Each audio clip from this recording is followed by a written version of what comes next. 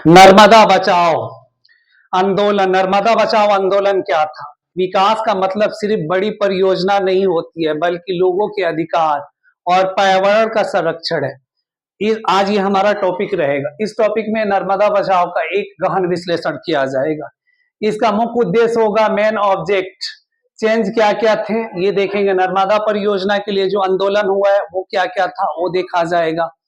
तो अब टॉपिक की तरफ। नर्मदा बचाओ आंदोलन भारत का सबसे महत्वपूर्ण पर्यावरणीय और सामाजिक आंदोलन है, जिसमें बड़े बांधों के कारण होने वाले विस्थापन पर पर्यावरणीय नुकसान और सामाजिक न्याय के मुद्दों पर ध्यान केंद्रित करना है।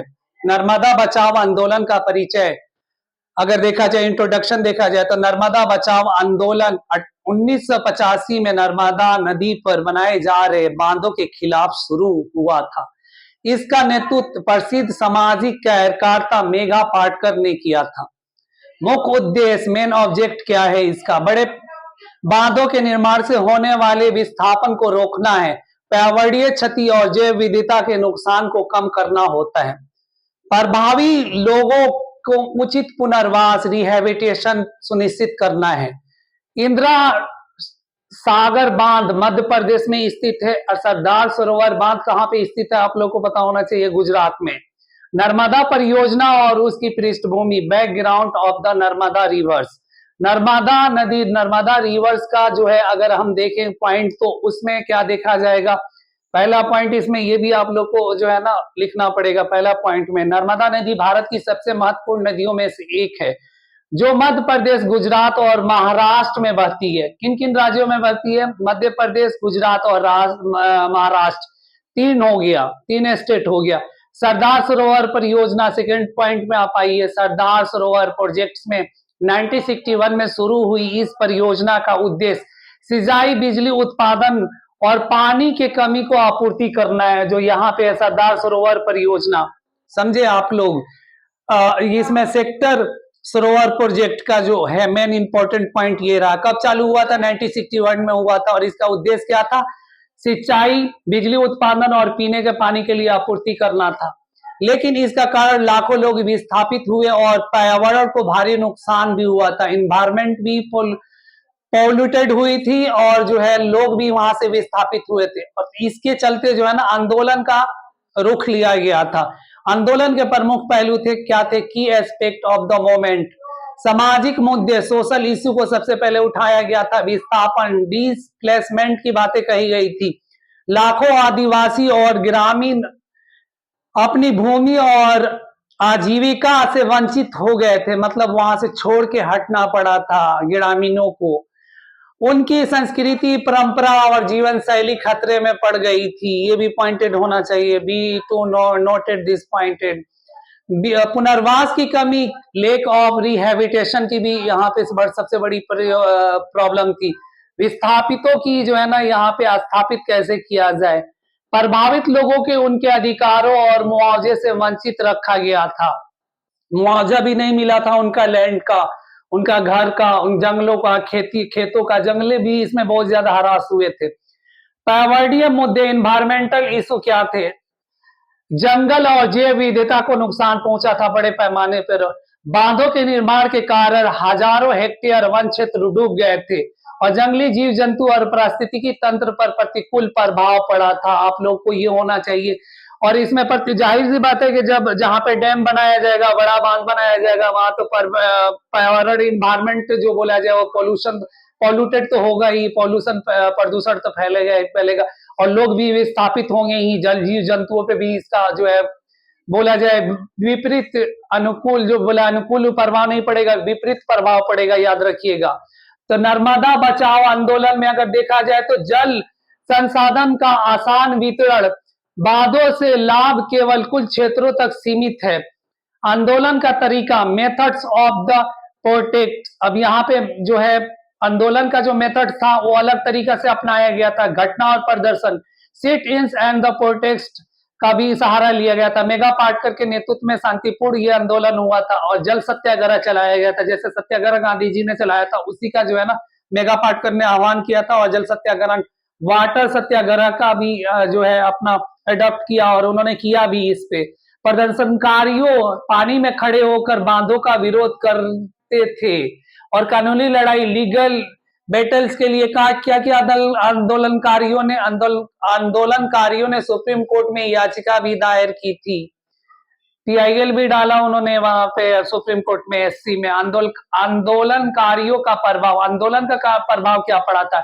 इम्पैक्ट ऑफ द मोमेंट, सामाजिक प्रभाव सबसे पहले आएगा। सोशल इम्पैक्ट क्या था, इसमें आएगा विस्थापित, पुनर्जागरण, मतलब पुनर्जागरण विस्थापित, एक जागरूकता का ही बात कही गई थी कि पुनर्जागरण, जो अगर आप इसको रिलेटेड भी तो पुनर्जागरण रिनेसिया से आप कर सकते हैं। डिसअपॉइंटमेंट, अवेयरनेस की बात कही गई थी।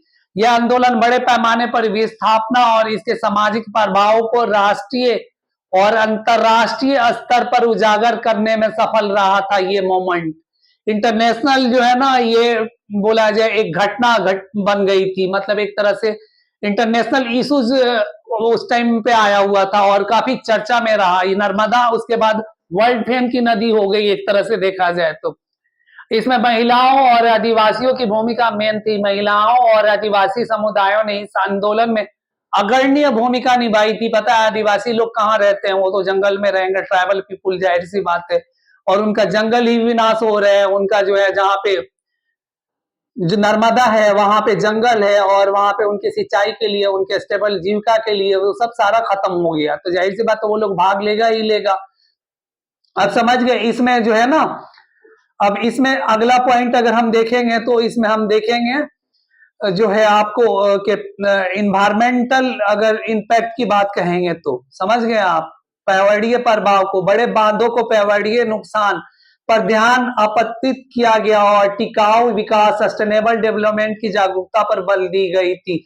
अब यहाँ पे जागरूकता की जो बल दी जाएगी तो जाहिर सी बात है कि धारा चलेगी तो एक ही तरफ नहीं ना चलेगी भाई, यहाँ पे तो देख के चलना पड़ेगा ना। ये है कि अपना प्रोजेक्ट के लिए अगर काम कर रहे हैं तो पहले समाज को ही सही तरीके से सुदृढ़ करना पड़ेगा। अगर समाज ही नहीं रहेगा तो फिर तो जो है ना, डेवलपमेंट किस बात का आएगा, समझ गए ना। जब पब्लिक की जनता ही नहीं बचेगी तो फिर डेवलपमेंट किस काम के लिए। अब सोचिए, कानून और नीतिगत बदलाव, लीगल एंड पॉलिसी चेंज में बदलाव किया गया। पुनर्वास नीतियों की सुधार, इंप्रूव रिहेबिलिटेशन की पॉलिसी की बात कही गई थी। विस्थापित लोगों के लिए बेहतर मुआवजा और पुनर्वास उपाय लागू करने के लिए किया गया था, बोला गया था, मगर हुआ नहीं था सही तरीका से। सरदार सरोवर परियोजना पर सुप्रीम कोर्ट का फैसला 2000 में आया और सुप्रीम कोर्ट ने बांध निर्माण जारी रखने की अनुमति दी, लेकिन प्रभावित लोगों के पुनर्वास के लिए कड़े दिशा निर्देश दिए हैं। आंदोलन की सीमाएं, लिमिट्स ऑफ द मोमेंट क्या क्या थे। आंदोलन बांध निर्माण की पूरी तरह से रोकने में असफल रहा है। पुनर्वास प्रक्रिया धीमी रही है और सरकार और आंदोलनकारी के बीच संवाद की कमी रही है, डायलॉग्स की कमी रही है एक तरह से देखा जाए तो। आज के संदर्भ में प्रासंगिकता, रिलेवेंट टुडे, जलवायु परिवर्तन, क्लाइमेट चेंज की भी बात कही जा रही है। बड़े बांधों के निर्माण से कार्बन उत्सर्जन और जलवायु परिवर्तन को बढ़ता है, तो इसका जो है ना इन्वायरमेंट पे प्रभाव पड़ेगा ही पड़ेगा। ग्लोबल वार्मिंग तो होना ही होना है। छोटे और टिकाऊ जल प्रबंधन संसाधनों को जरूरत है। सामाजिक न्याय, सोशल इशू की बात यहाँ पे मेन पॉइंटेड देना ही देना है। विस्थापित लोगों के अधिकार और पुनर्वास पर ध्यान देना आज भी उतना ही महत्वपूर्ण है जितना 1985 में था। टिकाऊ विकास, सस्टेनेबल डेवलपमेंट की अगर हम बात कहेंगे तो जाहिर सी बात है सस्टेनेबल डेवलपमेंट की जहां तक की बात आती है, ये बात होती है कि आप किस तरीके से अपना डेवलपमेंट कीजिए, किसी की क्षति ना हो, ना पारिस्थितिकी तंत्र की हो, ना जीव जंतु की हो, ना जंगल की हो, ना वहां पे जो लोग हैं, ना जो ट्राइबल पीपुल हैं वो उनका नहीं हो, जो वहां पे स्थानीय लोग हैं उनका नहीं हो। तो टिकाऊ विकास की सबसे पहले यहाँ पे जोड़ दिया जा रहा है। सस्टेनेबल डेवलपमेंट, यह आंदोलन बताता है कि विकास परियोजना पारिस्थितिकी और समाज पर दुष्प्रभाव डाले बिना भी किया जा सकता है। अब यहाँ पे कंक्लूजन अगर आप 5 लाइन में लिखना होगा आपको, अगर निष्कर्ष, तो क्या दीजिएगा यहाँ पे अपना पॉइंट, ये भी आप लोग को रखना होगा। नर्मदा बचाओ आंदोलन केवल एक विरोध आंदोलन नहीं था, बल्कि यह पर्यावरण और सामाजिक न्याय के प्रति लोगों की जागरूकता की प्रतीक है। विकास का मतलब केवल बड़े पैमाने पर उद्योग परियोजना नहीं है, बल्कि यह सुनिश्चित करना है कि लाभ सभी को मिले और पर्यावरण इन्वायरमेंट और समाज को नुकसान ना पहुंच पाए।